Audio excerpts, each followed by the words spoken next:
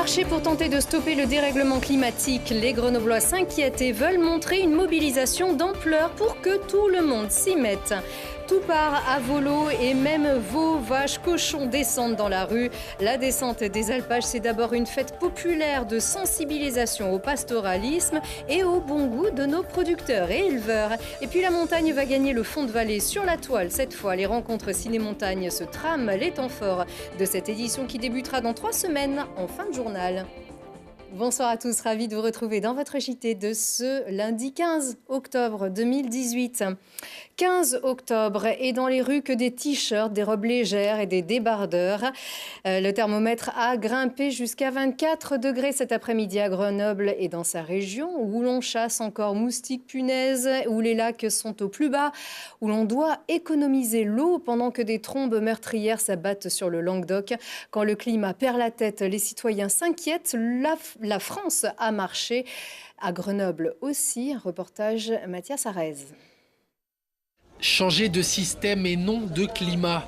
C'est au rythme des slogans et des tambours que les Grenoblois ont battu le bitume de la ville durant la marche pour le climat.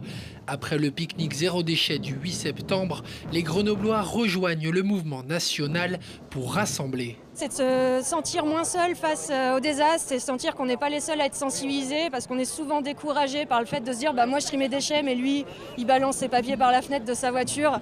Et non, il faut montrer qu'on est tous sensibilisés, qu'on a tous envie que ça change et que si on y va tous en même temps, on peut faire changer les choses. À l'origine de ces mouvements spontanés, la démission de Nicolas Hulot. Le départ de l'ancien ministre de l'écologie du gouvernement a été ressenti par beaucoup comme un aveu d'impuissance de la part de la classe politique. Je pense que le déclic viendra des gens ou des politiques d'abord ? Des gens, ça ne peut pas venir des politiques. Face à l'urgence grandissante, la mobilisation est globale, mais surtout transversale. Citoyens, partis politiques, associations, tout le monde trouve sa place face à l'ennemi commun, le dérèglement climatique. Bon, moi je commence à avoir un peu de bouteille, donc peut-être que je ne verrai pas cette catastrophe. Mais mes enfants, mes petits-enfants, ils la verront. 2100, dans 80 ans, les enfants qui naissent aujourd'hui, ils verront 2100. Mais s'ils voient 3 ou 4 degrés de plus, comment ils vont faire pour vivre ? Des actions comme celle-ci, le collectif grenoblois essaiera d'en organiser tous les mois. Objectif, faire comprendre au plus grand nombre que ça chauffe.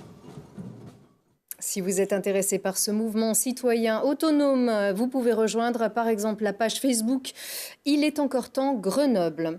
Et si les citoyens peuvent faire changer les esprits, le changement climatique pourra aussi peut-être passer par les progrès de la science. Et pour éveiller les petits scientifiques de demain, le parvis des sciences regorge de curiosités à tester, à observer, pour déduire, séduire les esprits, car la science n'est pas qu'une série de formules et de calculs. Comment les nouvelles technologies agissent sur la santé, font sourire la biologie, comment ça se passe dans un laboratoire. La fête de la science a cette fois encore convaincu, la preuve au micro. Je suis venue ici avec mon collège pour passer une journée pour découvrir des choses sur la science. Je suis venue ici pour m'instruire et c'est tout. En fait, j'adore la science, alors je suis venue découvrir un petit peu tout dessus. Mon père m'a fait beaucoup découvrir dessus beaucoup de choses et j'ai beaucoup apprécié ce qu'il m'a raconté. J'ai voulu venir pour voir comment ça marchait. Et voilà. Qu'est-ce que tu aimes dans la science ? Construire des maquettes, des robots, comment les faire bouger, comment construire. Comment tout faire en fait. Mon frère il m'a dit qu'ici c'était bien et je suis partie venir pour voir. J'ai vu comment attraper un cristal et je sais maintenant d'où il vient. Pour cette édition, 1200 scolaires ont été reçus, 82% des sondés souhaitent revenir, on l'a vu, 100% de nos interrogés aussi.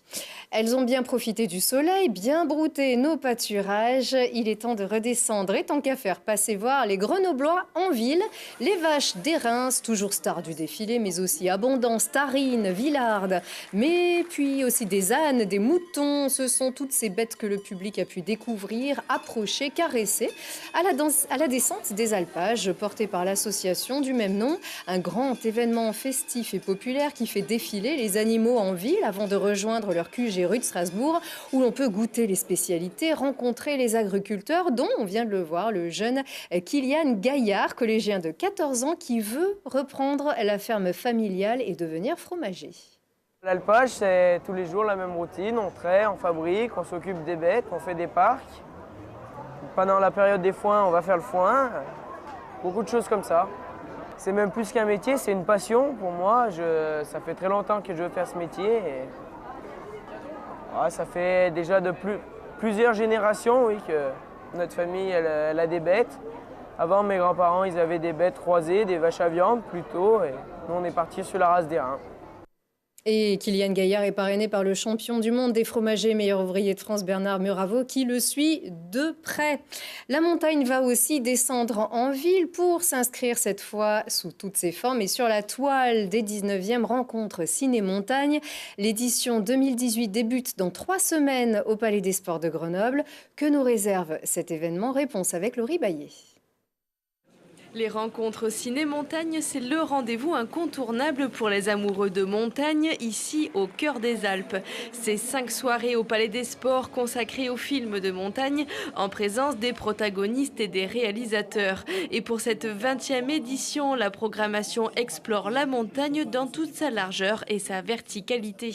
Le fil rouge, c'est quand même là l'évocation des 20 ans, donc avec un film tous les soirs qui va reprendre des films anciens sur les différentes thématiques. Donc voilà, c'est le fil rouge. La nouveauté peut-être cette année, de voir aussi du cinéma de montagne plus contemplatif, pas que des films d'exploit, aussi des films qui montrent la montagne sous des aspects plus hédonistes et plus calmes. Les rencontres Ciné-Montagne, c'est l'événement le plus important du genre en Europe en termes de fréquentation, avec cette année une jauge de 3500 places. L'événement veut toucher la montagne différemment en invitant la culture. On aura du street art avec la présence de Vex Van Illik, graffeur connu à Grenoble, qui a peint entre autres le poisson tortue, le renard à la bibliothèque. On accueillera également Topic, qui est un artiste grenoblois, parrain de la basse-cour, qui viendra pour un nouveau défi loufoque et complètement délirant et assez surréaliste autour de la montagne. Et on aura également la Tournée des Refuges, qui est un collectif de musiciens internationaux et talentueux qui s'occupera de la partie composition musicale du ciné-concert en introduction. Côté rencontres et dédicaces, Catherine Destivelle, Jean-Marc Rochette, François Damilano, Romain Desgranges ou encore Nina Caprez ont répondu présents à l'invitation. Rendez-vous donc du 6 au 10 novembre prochain au Palais des Sports de Grenoble. Cette fois, c'est nous qui grimpons l'école du Vercors pour retrouver Martin Fourcade et toute l'équipe de France de biathlon qui prépare leur saison. Le plus médaillé des champions olympiques français a rencontré la presse, dont Télé Grenoble cet après-midi, soulignant son rôle de mentor auprès des plus jeunes comme Émilien Jacquelin et Chloé Chevalier. Vous verrez le reportage de Mathias Arès dans notre émission de demain. Un dernier clin d'œil sportif qui nous vient d'Argentine où ces 3 Grenobloises championnes de rugby à 7 se sont qualifiées pour la finale des Jeux Olympiques de la jeunesse face à la Nouvelle-Zélande. Lou Noël, Alice Muller et Salomé Moran portent haut les couleurs rouge et bleu du FCG, donc finale France-Nouvelle-Zélande pour ces Jeux Olympiques de la jeunesse.